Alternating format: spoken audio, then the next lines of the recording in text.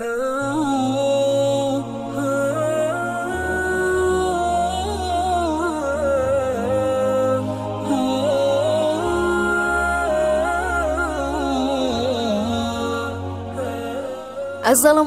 warahmatullahi wabarakatuh. Apa kabar sahabat beriman?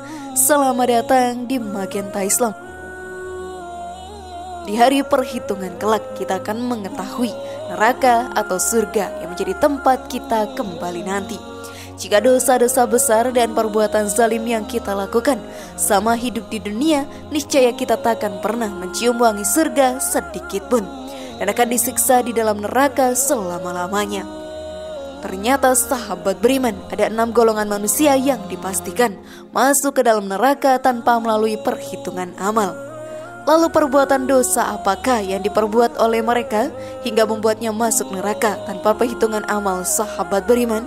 Temukan jawabannya dengan menyimak video ini hingga akhir. Berikut astagfirullah, 6 kelompok manusia ini auto masuk neraka tanpa hisab. Versi dari Magenta Islam.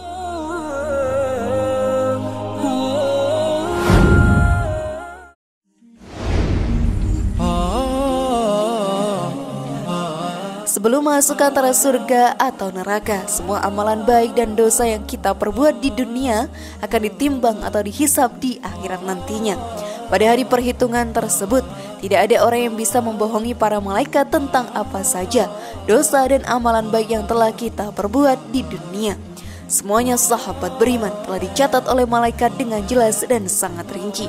Dari semua umat Allah Subhanahu wa Ta'ala yang mengikuti hari perhitungan, ada 6 golongan yang langsung dijerumuskan ke dalam neraka tanpa melewati penimbangan amalan terlebih dahulu. Lalu siapa sajakah yang termasuk 6 golongan tersebut dan perbuatan apa yang membuat kita bisa masuk ke dalam golongan tersebut sahabat beriman? Kalian juga penasaran? Maka mari kita bahas lebih dalam. Namun sebelum lanjut, klik dulu tombol loncengnya supaya kita tetap bertebar syiar melalui channel ini. Mari berbagi pengetahuan dan ilmu yang bermanfaat. Amin ya robbal alamin.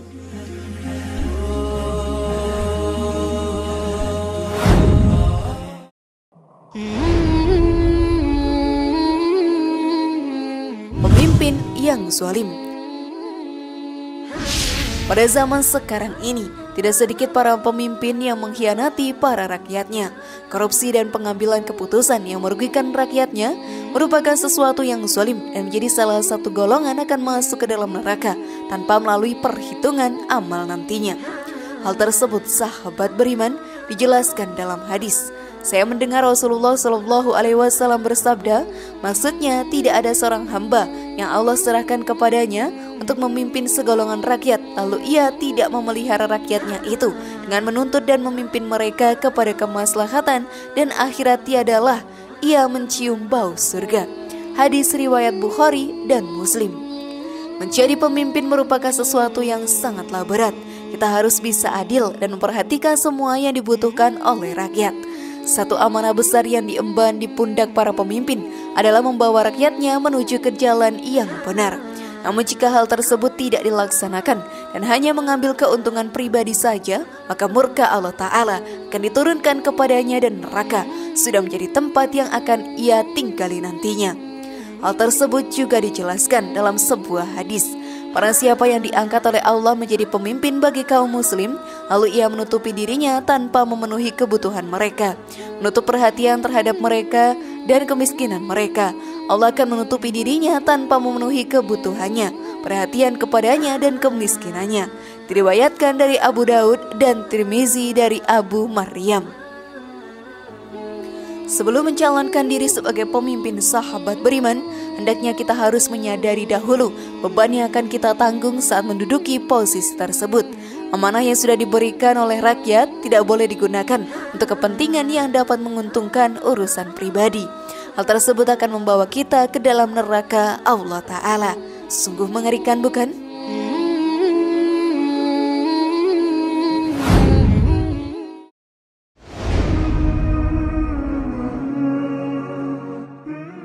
Pengusaha atau pedagang yang khianat.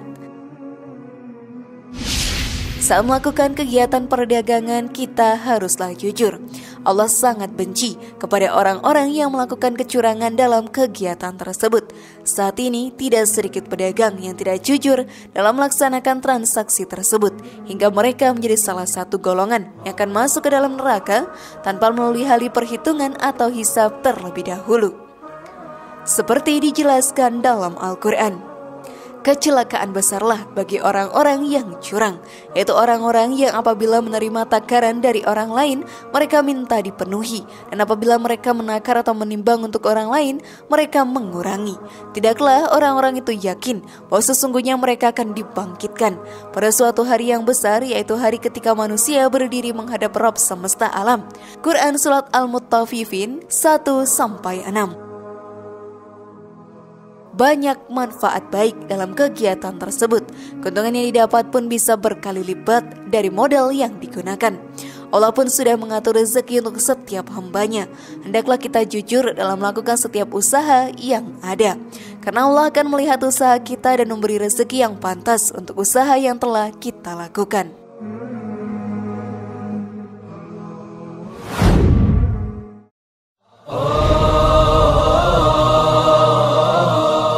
Penguasa kecil yang sombong.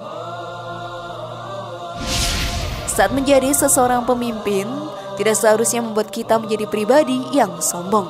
Semua yang ada di dunia ini, sahabat beriman, adalah milik Allah Ta'ala. Harta dan tahta yang kita miliki di dunia hanyalah titipan darinya.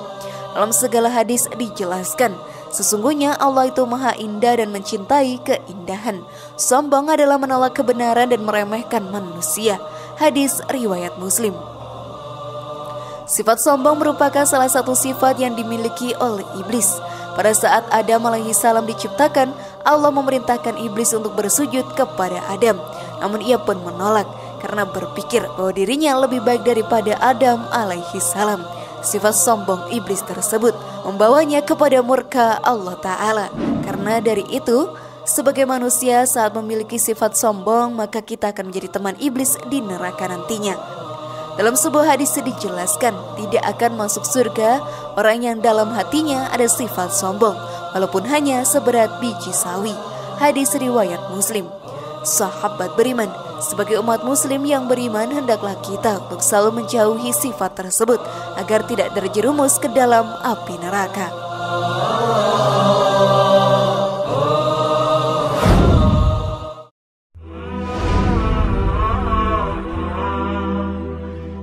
Fanatisme terhadap suatu golongan. Saat ini banyak orang-orang yang fanatik terhadap suatu golongan. Semua yang dilakukannya untuk menjalankan tujuan dan maksud dari golongan tersebut tanpa memikirkan ridho Allah Ta'ala. Islam pun melarang para umatnya yang beriman untuk mengutamakan kemegahan suatu kaum atau bangsa. Sifat itu disebut memperjuangkan as-sabiyah.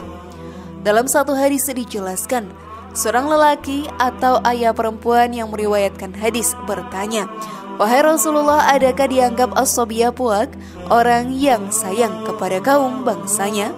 Jawab baginda Rasulullah Sallallahu Alaihi Wasallam, "Tidak, tetapi as-sabiyah ialah apabila seseorang itu menolong bangsanya kepada kezaliman." Hadis riwayat Abu Daud, Ibnu Majah dan sebagainya. Ridha Allah merupakan hal yang penting di dunia ini. Semua perbuatan kita hendaknya didasari oleh kecintaan kita terhadap Allah Ta'ala, bukan rasa fanatisme kita terhadap sesuatu golongan saja.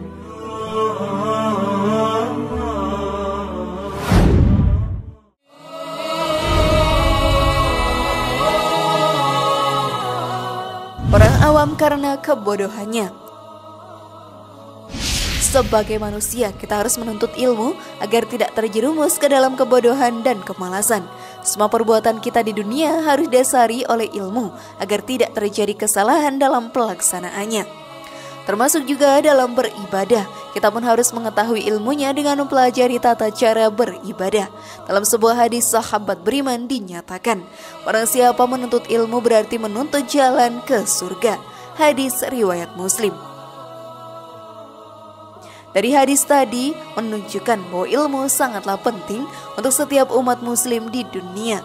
Dengan ilmu kita pun juga tidak mudah terjerumus ke dalam perbuatan zalim dan dibohongi oleh golongan orang yang tercela.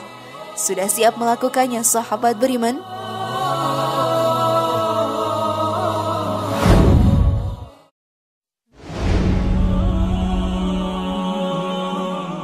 Ahli ilmu yang mempunyai hati dengki.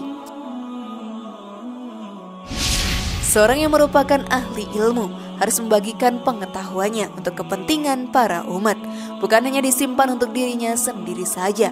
Jika ia memiliki rasa dengki terhadap kenikmatan Allah yang didapatkan oleh umat yang lainnya, maka Allah akan murka terhadapnya. Dalam sebuah hadis pun diberitahukan, hukuman untuk orang dengki atau hasad, jagalah dirimu dari hasad, karena sesungguhnya hasad merusak kebaikan, sebagaimana api yang memakan kayu bakar. Hadis riwayat Abu Daud. Dengan hati kita yang merasa dengki, sahabat beriman, akan mengurangi pahala yang telah kita kumpulkan secara perlahan. Maka hapuskanlah perasaan tersebut dan tetaplah bersyukur kepada Allah atas segala kenikmatan yang kita dapatkan.